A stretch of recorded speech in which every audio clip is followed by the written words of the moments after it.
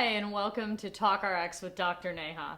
Today, I have a friend and guest named Raheel, and he is going to ask his communication question so that all of you can benefit. And I'm always so amazed when people are willing to take that risk and they trust themselves enough to do that so that we can all learn. So welcome, Raheel. Thanks for having me. Yeah, absolutely. So tell me what's been on your mind. I think, as you know, I'm an engineer. Yeah. And oftentimes I play efficiency over other aspects, right? I try to be direct and to the point so I can check this off my list and get to the next one. Yeah. I've found, however, when giving feedback, this probably isn't the best approach. To get it done. To get it done, right? Personally, that's how I would prefer it. Someone just told me, hey, this isn't working, let's... Leave the emotion out of it. Right. It's just, it's not working. Let's figure out how to do this better and let's move on. However, I think you've got to go slow to go fast when it comes to perhaps feedback and when others' emotions are involved. Yeah. I was hoping you could give me some advice on what's the best way of navigating through that. Yeah. So, excellent question. And I think a lot of people struggle with this, right? I think corporations struggle with this. Several of them that I work with struggle with this, which is, how do we just get this done and move through it? Okay, so the difficulty in doing that is what you have mastered is how to control your own emotions. So what you're saying is, someone can give me feedback, and guess what? It's not personal. I'm just going to take the feedback and move forward to get to the end goal. The end goal trumps my heart. So there's a way that you figured out an equation to kind of leave that part out. And I remember you telling me that one of the gifts that you got from this book was the beginning of the connection between your head and your heart, right? Right. It's only an 18-inch journey, but it can take a lifetime to get, right? And I truly believe people travel all over the world, are married sometimes more than once, in order to figure it out. So what I'm really excited about for you is that you're doing that and you're doing it early.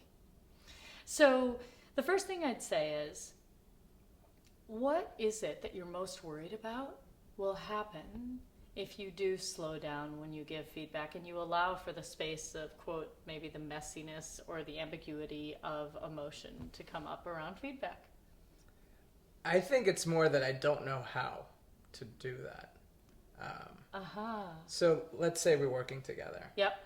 And I thought that during this video, you should have told me exactly what to do and written a script for me.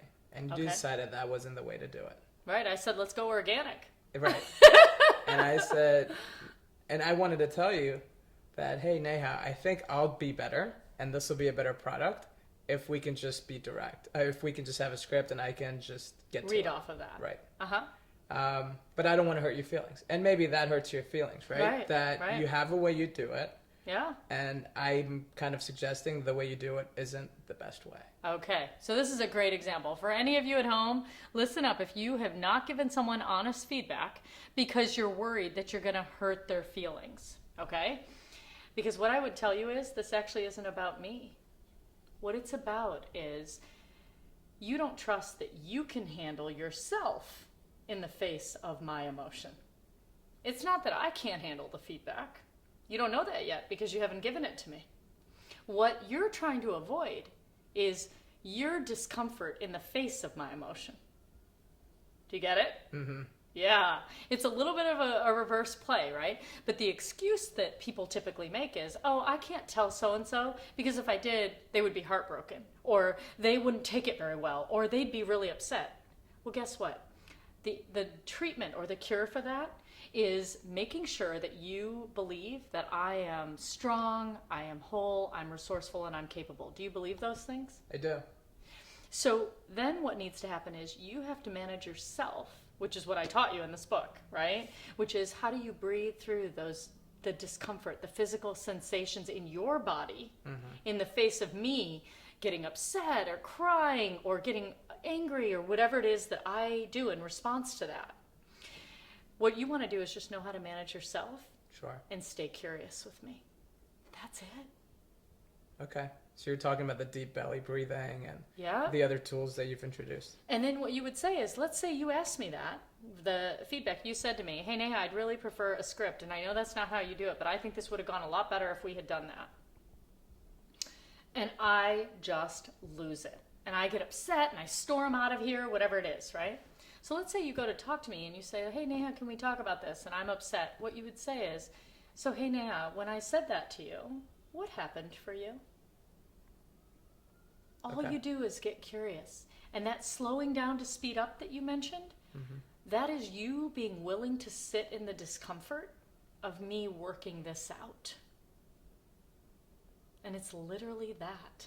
Like, it's not some big complex thing. Now, I may give you feedback, which is the tone in which you said it really hurt my feelings. It seemed like you were acting condescending, or whatever I make up about it. Who Sure. knows?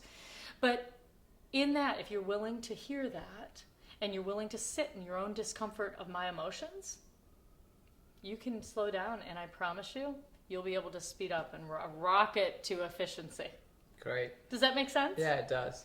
So the tool you want to use in the book is called the curiosity tool.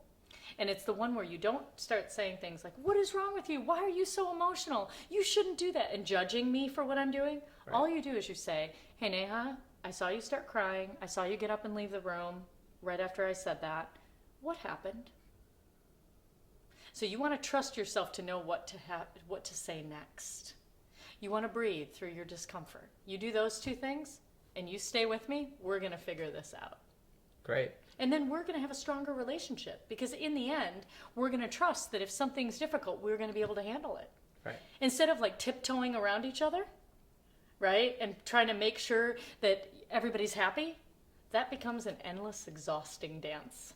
Have you ever felt that way? It's a little Absolutely. exhausting. You know the dance. I know it too well. Yeah. So for all of you who are out there, if you know that sometimes you do an endless, exhausting dance to make sure that everybody in your world is okay, and meanwhile, all you want to do is get to the finish line, what's going to happen is your relationships aren't going to be as authentic, and you're going to have more passive aggressiveness actually in your life, more awkwardness, more unspoken experiences. And so what you want to do is do exactly what Raheel said, which is it's time to slow down, get comfortable in that discomfort in order for you to speed up. And if you think about it, you have a lot of conversations everyday conversations, conversations that are of conflict, of giving and receiving feedback. The sooner you master this, the better. So I'd love to hear from you. What are your questions that you'd like to know about? Contact me by dropping a tweet at #AskDrNeha, AskDoctorNeha, or write your comments and questions below.